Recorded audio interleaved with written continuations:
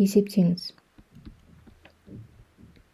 Қарасақ, мына жақшаның ішіндегі сандар бірдей, тек соңғы екі сандың алдында минус таңбасы бар. Оны осылай жазсақ болады. Жақшаның ішіне 4 түбір астындағы 6 қосылған түбір астындағы 39-ды бір жақшаға алып алайық. Қосылған 2 түбір астында 26 қосылған 6-ны екінші жақшаға алайық. Мына жақта да дәл солай. 4 түбір астындағы 6 қосылған түбір астындағы 39. Мына жерде минус, мына жерде де минус. Минусты жақшаның сыртына шығарып жіберейік. Сонда 2 түбір астындағы 26 қосылған 6 қалады. Тең. Енді қарайық. Мына жердегі А деп қарасақ, мынаны Б деп қарасақ. Мынау сонда А болады. Ал мынау бізде Б болады. Бізге формулаға ұқсап тұр. А қосылған Б жақшаның ішінде тұр. Көбейтілген А азайтылған Б болып тұр. Ол бізде А квадрат минус Б квадратты береді. Осыған келтірейік. Сонда бізде мына жердегі 4 түбір астындағы 6 қосылған түбір астындағы 39 осы санның квадраты болады. Азайтылған 2 түбір астындағы 26 қосылған 6-ның квадраты болады. Жақшаны ашайық. 4 түбір астындағы 6-ның квадраты қосылған 2 көбейтілген 4 түбір астындағы 6 көбейтілген түбір астындағы 39 қосылған түбір астындағы 39-дың квадраты. Азайтылған екіншінің алдында минус тұр. Жақшамен жаза тұрайық. 2 түбір астындағы 26-ның квадраты қосылған 2 көбейтілген 2 түбір астындағы 26 көбейтілген 6 қосылған 6-ның квадраты.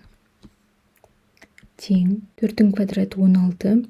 Түбірмен 2 қысқарып кеткен кезде 6 қалады. 16-ны 6-ға көбейтеміз. 96 қосылған 2 4-ім 8 түбір астында 6 көбейтілген 39-ды бір түбірдің астына жазайық. Қосылған 39. Азайтылған, енді жақшаны ашайық. 2-ның квадраты 4, 4 көбейтілген 26 болады. Ол 104-ке тең. Азайтылған. Жерде 4, 4-ті 6-ға көбейтемін. 24. Түбір астында 26. Азайтылған. 6-ның квадраты 36. 96-дан 104-ті азайтып тастайық. Бізде минус 8 қалады. Одан кейін бізде 39 бар. Және минус 36 бар. 39-дан 36-ны азайтатын болсақ, плюс 3. Одан кейін бізде түбірлер бар. Қосылған. Мына жердегі 8 түбір астына қарайық. 2 көбейтілген 3, 6 дегенбіз. 39 дегенбіз 3 көбейтілген 13. Мына жерде 3-тен 2. Значит, 3-тің квадраты. Оны түбірден шығарсақ болады. 3 шығады. Сонда 8 жердегі 3-ім 24 болады. Түбір астында 2-ні 13-ке көбейтемін. 26 қалады. Мына жерде минус 24 түбір астында 26. Яғни не істейді? Екеуісі қысқарып кетеді. Ал мына жерде минус 5 қалады. Тең 28 дегеніміз бізде 4 көбейтілген 7 азайтылған 12, 4 көбейтілген 3 көбейтілген түбір астында 10 қосылған 84 дегеніміз 4 көбейтілген 21. Мына жерде 4-ті түбірден шығарсақ, 2 түбір астындағы 7 азайтылған 2 түбір астындағы 3 болады. Көбейтілген түбір астында 4-ті шығарайық. 10 қосылған 2 түбір астындағы 21 болады. Мына жерде жақшаның сыртына 2-ні шығарып жіберейік. Сонда бізде түбір астындағы 7 азайтылған түбір астындағы 3 болады. Көбейтілген. Енді қарайық. 21 дегеніміз бізде 7 көбейтілген 3. Олай болса 10-ды біз 7 қосылған 3 деп жазсақ болады. Солай ма? Сонда бізде қысқаша көбейту формуласына келіп тұр. Түбір астындағы 7 азайтылған түбір астындағы 3 қалсын. Түбір асты мына жердегі түбір астындағы 7 қосылған түбір астындағы 3-тің квадраты деген формулаға келіп тұр. Осы жерде 2 мен түбір қысқарып кетеді. Арасында плюс, сол себептен оның таңбасына алаңдамаймыз. 2 түбір астындағы 7 азайтылған түбір астындағы 3 көбейтілген түбір астындағы 7 қосылған түбір астындағы 3. Қазір екеуісін көбейтетін болсақ, бізде 7 азайтылған 3 болады. Сонда 2 көбейтілген 7-тен 3 азайтамыз 4, 8-ге. Біз қазір мына жердегі түбірдің астында квадрат жасауымыз керек. Қысқаша көбейту формуласына келтіріп, мына түбірмен қысқарып кететіндей. Сонда түбір астында 97 азайтылған 56 дегеніміз 8 көбейтілген 7 түбір астындағы 3.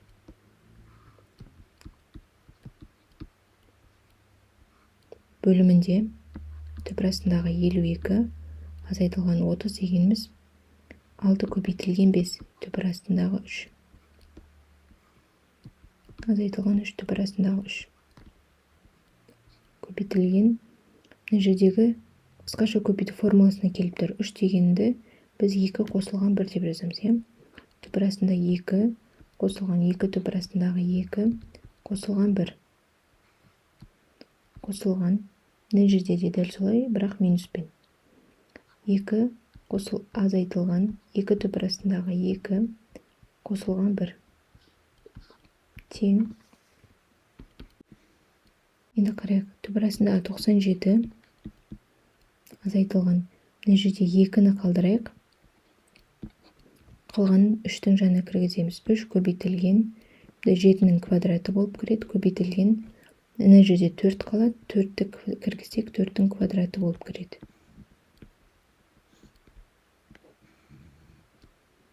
Қосылған 4 түбір астындағы 3.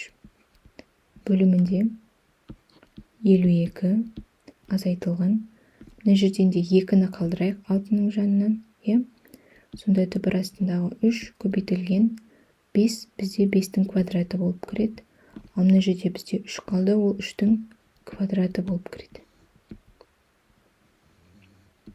Азайтылған 3 түбір астындағы 3. Көбейтілген. Біз мынаны уже қысқаша көбейту формуласына келтірсек болады.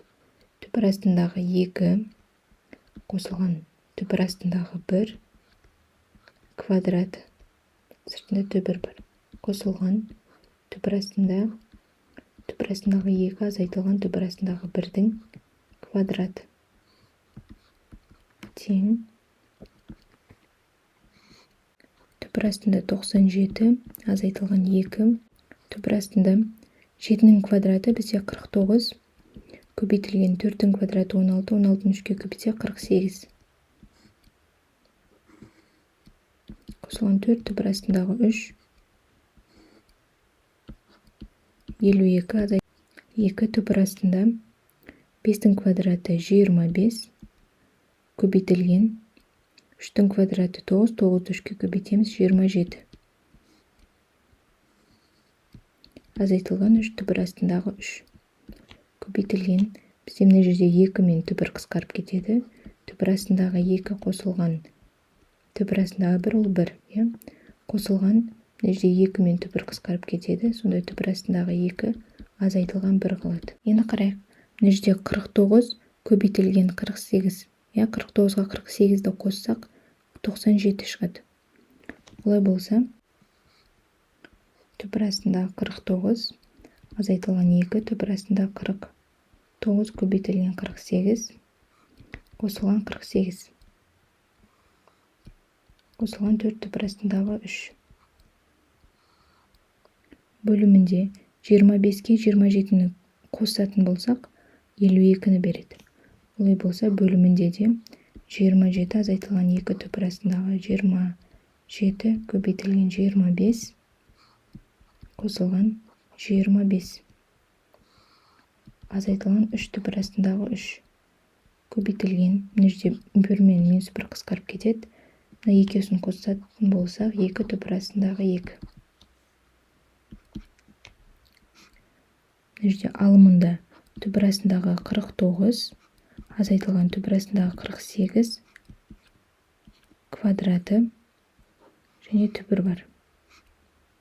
қосылған 4 түбір астындағы 3 бөлімінде түбір астындағы 27 азайтылған түбір астындағы 25-тің квадраты болады. Азайтылған 3 түбір астындағы 3 көбейтілген 2 түбір астындағы 2. Мына 2 мен түбірді қысқартамыз, 2 мен түбірді қысқартамыз. Сонда түбір астындағы 49 ол 7 азайтылған. Түбір астындағы 48 дегеніміз 3 көбейтілген 16.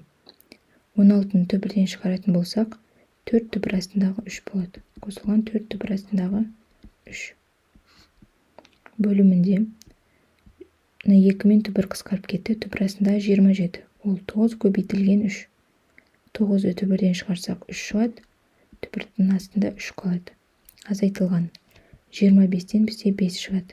Азайтылған 3 түбір астындағы 3 көбейтілген 2 түбір астындағы 2 қысқарып кетеді мына екеусі. Сонда 7 бөлінген минус 5 көбейтілген 2 түбір астындағы 2. Сонда минус 14 түбір астындағы 2 бөлінген 5 екен. Төртінші 15 көбейтілген минус дәрежеден құтылу үшін 1 бөлінген 4-тің квадраты деп жазам. Қосылған минус дәрежеден құтылу үшін 1 бөлінген 2-ның 4 дәрежесі деп жазам. Көбейтілген түбір астындағы 11 ол 11-дің 2-ден 1 дәрежесі.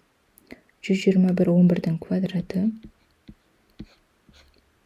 0,125 ол 4-тен 1 дәреже. Көбейтілген жердегі минус 1 дәрежеден құтылу үшін алымы мен бөлімін ауыстырам. Сонда 4 жоғары жаққа барады. Бөлімінде 1 қосылған 9 дегеніміз 3-тің квадраты.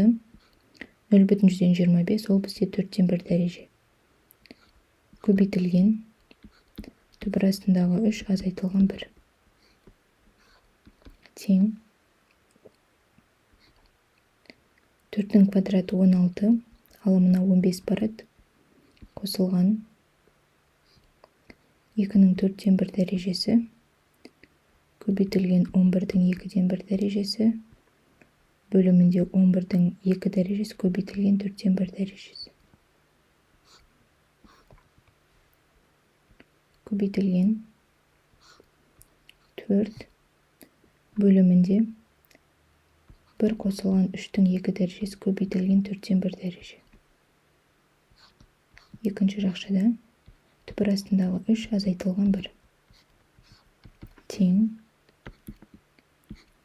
16-дан 15 қосылған 2 мен 4-ті қысқартып кетемін, да 2 қалады. Сонда 11-дің 2-ден 1 дәрежесі. Мына жерде 11-дің 2-ден 1. Яғни екеуісі қысқарады деген сөз. Мына жерде 2-ның 4 дәрежесі ол бізде 16-ға тең. Сонда 16-дан 1 қалады. Көбейтілген 4 бөлімінде 1 қосылған 2 мен 4-ті қысқарып жіберем 2. 3-тің 2-ден 1 дәрежесі ол түбір астындағы 3-ке тең. Түбір астындағы 3 азайтылған 1. 16-дан 15 қосылған 16-дан 1, 16-дан 16. Яғни мына жерде 1 шығады екен. Алымында 4 бөлімінде. Екеусінің орындарын ауыстырсам, ешнеке өзгермейді. Олай болса, мына қысқаша көбейту формуласы 3 азайтылған 1 болады. Сонда 4-ті 2-ге бөлеміз 2. Мына жерде жақшаны ашайық. 2 түбір астындағы 6-ның квадраты азайтылған 2 көбейтілген 2 түбір астындағы 6 көбейтілген 5 қосылған 5-тің квадраты 25. Азайтылған 10 түбір астындағы 49 азайтылған 20 дегеніміз бізде 4 көбейтілген 5 түбір астындағы 6 қосылған 1. 2-ның квадраты 4, 4-ті 6-ға көбейтеміз 24 азайтылған 4 4-ім 2 2-ім 4, 4-ті 5-ке көбейтем 20 түбір астындағы 6 қосылған 25. Азайтылған 10 түбір астында 49 азайтылған. Мына жерде 2-ні қалдырайық. Қалғанның барлығын түбірдің астына кіргізейік. 6 көбейтілген 5-тің квадраты болып кіреді. Мына жерде 2 қалды, 2 квадрат болып кіреді. Қосылған 1 тең. Мына жерге 24-ке 25-ті қосамыз. 49 азайтылған 20 түбір астындағы 6. Азайтылған 10 түбір астында бізде не болады? 5-тің квадраты 25, 2-нің квадраты 4, 4-ке 6-ны көбейтсек 24 болады. Олай болса, біз бұны қысқаша көбейту формуласына келтірсек, 49, 25 көбейтіп қосылған 24-ке тең. Сонда бізде 25 азайтылған 2 түбір астындағы 25 көбейтілген 24 қосылған 24 деп жазсақ болады. Қосылған 1 тең. Мына 49-ға мына 1-ді қосып жіберейік, сонда бізде 50 болады. Азайтылған 20 түбір астындағы 6, азайтылған 10 түбір астында бізде болады сол кезде.